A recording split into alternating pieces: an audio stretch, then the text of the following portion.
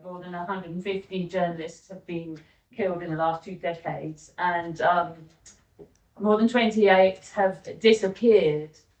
Amnesty in Penn actually had a vigil outside the Mexican embassy this week on the Day of the Dead. They were demanding an end to impunity against these crimes for journalists. And one of the things that Amnesty is calling for is for the British government to ratify the International Convention on Enforced Disappearances.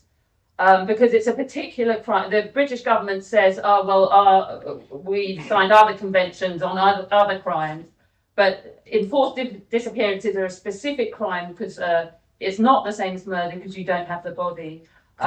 It's not the same as kidnapping because you don't know where the person is. I mean, it's a particularly horrible crime for the family because they don't know what's happened to their loved ones. And it doesn't just affect journalists in Mexico.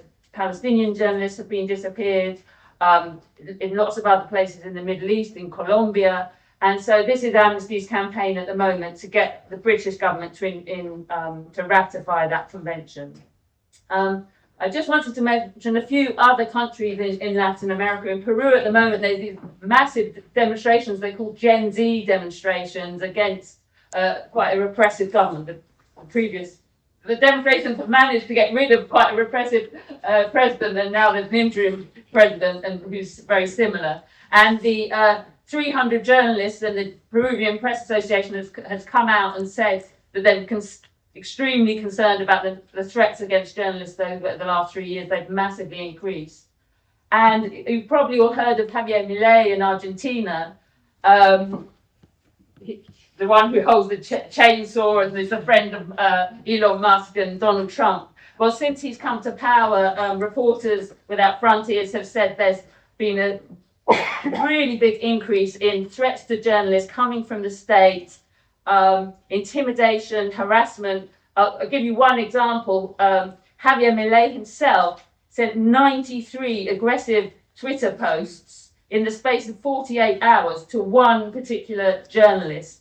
And this and his allies as well were sending threats. And this particular journalist, Julia Mengolini, was subsequently facing sexual threats, death threats because of the rhetoric of Milei and his allies. And this has been a pattern. He said, for example, we do not hate journalists enough. He's called them politicians, prostitutes, hitmen with press cards. And this has led to physical attacks on journalists. Journalists have been attacked and then they start quoting the language of Milei. And on top of that, Javier Milei has launched sort of legal warfare against journalists, defamation suits. There's one journalist, for example, who's got tapes of his sister talking about alleged bribery case, and he's put an injunction against her. So it's a really sort of dangerous situation for journalists in Argentina. And similarly, in El Salvador, you probably know another ally of Trump who's got this mega prison that's holding a lot of the people who've been deported from the United States. The situation, again, Reporters Without Frontiers have said that the press freedom has massively deteriorated in El Salvador, and similarly you get these threats and state harassment, the seizing of equipment, the surveillance of journalists, and so more than 50 journalists have gone into exile. El Faro, which is a really well-known independent outlet, has had to move to Costa Rica because all its journalists were under threat.